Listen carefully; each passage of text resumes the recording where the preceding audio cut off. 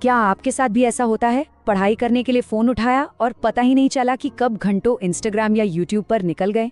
तो आज हम इसी गुत्थी को सुलझाएंगे, जानेंगे कि कैसे अपने फोन को, जो कभी कभी सबसे बड़ा दुश्मन लगता है, अपना सबसे बेहतरीन स्टडी पार्टनर बनाया जाए। देखिए, यही वो एक सवाल है जिससे आज लगभग हर स्टूडेंट जूझ रहा है। एक तरफ तो ये फ़ोन ज्ञान का खजाना है, पूरी दुनिया की जानकारी इसमें है, लेकिन दूसरी तरफ ये ध्यान भटकाने की सबसे बड़ी मशीन भी है। तो चलिए इस पहेली की गहराई में उतरते हैं। इसको ना ऐसे समझिए, हमारा स्मार्टफोन एक ही चीज के दो चेहरे हैं। एक चेहरा है एक शांत लाइब्रेरी का, जहां दुनिया की हर किताब, हर लेक्चर आपकी उंगलियों पर है। और दूसरा चेहरा वो है एक चमचमाते हुए कसिनो का, जहां हर नोटिफिकेशन, हर मैसेज आपको अपनी तरफ खींचता है और आपका कीमती वक्त और फोकस दोनों चुरा लेता है। अच्छा, अब कहानी में एक मजेदार मोड़ आता है। जो स्टूडेंट्स देश के सबसे मुश्किल एग्जाम्स में टॉप कर रहे हैं ना, उन्होंने स्मार्टफोन वाली पहेली को सुलझाने का एक ऐसा तरीका निकाला है जो आपको हैरान कर देगा। जरा सोचिए, कोटा का माहौल, लाखों स्टूडेंट्स, एक ही सपना और कंपटीशन इतना तगड़ा कि पूछे मत, दिन रात की मेहनत। और ऐसे ही एक माहौल में हमें कामयाबी का एक ऐसा राज पता चला जिसके बारे में शायद ही किसी ने सोचा होगा।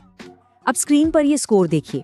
हिमांशी 99.47 परसेंटाइल, ओम शिवेरे 99.75 परसेंटाइल। कमाल के नंबर्स हैं। हम सब सोचेंगे कि इनके पास लेटेस्ट स्मार्टफोन्स होंगे, सबसे बढ़िया ऐप्स होंगे, है ना? लेकिन जब इनसे इनका राज पूछा गया तो उन्होंने जेब से निकाला एक बेसिक सा कीपैड वाला फोन। जी हाँ, एक सिंपल सा फोन। और बस ये बात सोशल मीडिया पर आग की तरह फैल गई। एक कमेंट ने तो जैसे पूरी कहानी का निचोड़ बता दिया। कोटा में फोकस ही सबसे कीमती चीज है, और यही वो सच है जिसे ये टॉपर्स समझ चुके थे। तो मतलब सीख सीधी सी है, ये स्टूडेंट्स जानबूझकर टेक्नोलॉजी से एक कदम पीछे हट रहे हैं ताकि वो अपनी मंजिल की तरफ मीलों आगे निकल सकें। पर सवाल ये है कि ऐसा करने से होता क्या है? इसके पीछे का साइंस क्या है? चलिए पता लगाते हैं। तो इसका पहला साइंटिफिक जवाब छिपा है हमारी एक बहुत ही आम सी आदत में, नोट्स बनाने के तरीके में। जी, बात सिर्फ लिखने की नहीं है, बात है सीखने के लिए अपने दिमाग को सही तरीके से तैयार करने की। ये एहसास तो हम सब ने किया होगा, है ना, कि जब हम पेन और पेपर लेकर नोट्स बनाते हैं तो वो चीजें दिमाग में जैसे छप सी जाती हैं। और अब साइंस हमें बता रहा है कि ये कोई वहम नहीं है, इसके पीछे एक ठोस वजह है। अब जरा इस तस्वीर को देखिए, ये बहुत जरूरी है। ये एक ब्रेन स्कैन है। बाईं तरफ जब कोई हाथ से लिख रहा है तो देखिए दिमाग के कितने सारे हिस्से एक साथ एक्टिव हैं, जगमगा रहे हैं। और दाईं तरफ जब टाइपिंग हो रही है तो एक्टिविटी कितनी कम है। ये एक तस्वीर ही पूरी कहानी बयां कर रही है। तो फर्क साफ है, जब हम हाथ से लिखते हैं तो हमारे दिमाग के कई हिस्से एक साथ काम करते हैं। हाथ की हरकत, देखने की शक्ति, भाषा, सब एक साथ। इसे एनकोडिंग इफेक्ट कहते हैं। क्योंकि लिखने की प्रक्रिया धीमी होती है और इसमें मेहनत लगती है, तो जानकारी दिमाग में बहुत गहराई तक उतर जाती है, जबकि टाइपिंग वो बहुत तेज और मैकेनिकल काम है। चलिए अब आते हैं टॉपर्स के दूसरे बड़े साइंटिफिक सीक्रेट पर, और वो है नींद। जी हाँ, नींद। ये सिर्फ शरीर को आराम देने के लिए नहीं है, बल्कि ये सीखने की प्रक्रिया का एक बहुत बहुत जरूरी हिस्सा है। विज्ञान में एक टर्म है मेमोरी कंसोलिडेशन। आसान भाषा में इसका मतलब है कि जब हम सो रहे होते हैं तब हमारा दिमाग दिन भर में सीखी हुई सारी कच्ची जानकारी को पक्का करता है, उन्हें लॉन्ग टर्म यादों में बदलता है। मतलब आपका दिमाग रात भर आपके लिए काम कर रहा होता है, फाइल्स को सही जगह पर सेव कर रहा होता है। और रिसर्च ये भी बताती है कि सोने से ठीक पहले आप जो भी पढ़ते या दोहराते हैं, हमारा दिमाग उसे सबसे जरूरी जानकारी मानकर प्रोसेस करता है।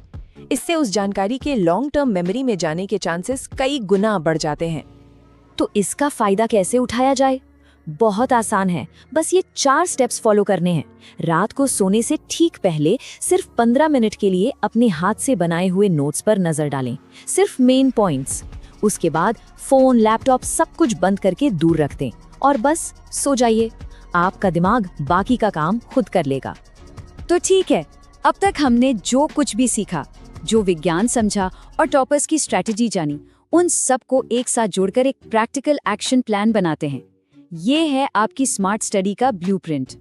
तो ये रहा आपका एक्शन प्लान। सबसे पहले टाइप करना छोड़िए, हाथ से नोट्स बनाइए, दूसरा, रोज रात को सोने से पहले 15 मिनट का रिवीजन जरूर कीजिए। तीसरा, जब भी पढ़ने बैठे फोन को एयरप्लेन मोड पर डाल दें ताकि कोई आपको डिस्टर्ब ना कर सके। चौथा, अपनी सोच बदलिए, फोन को टाइम पास का जरिया नहीं बल्कि पढ़ाई का एक हथियार समझिए। और सबसे जरूरी बात, अपने फोन को बेडरूम से बाहर रखिए। यही छोटा सा अनुशासन आपको दूसरों से बहुत आगे ले जाएगा। तो आखिर में सवाल ये नहीं है कि फोन अच्छा है या बुरा, सवाल ये है कि आप उसे कैसे इस्तेमाल करते हैं। सीखने का ये सबसे ताकतवर टूल आपके हाथ में है। अब फैसला आपका है कि आप इसके गुलाम बनना चाहते हैं या मास्टर।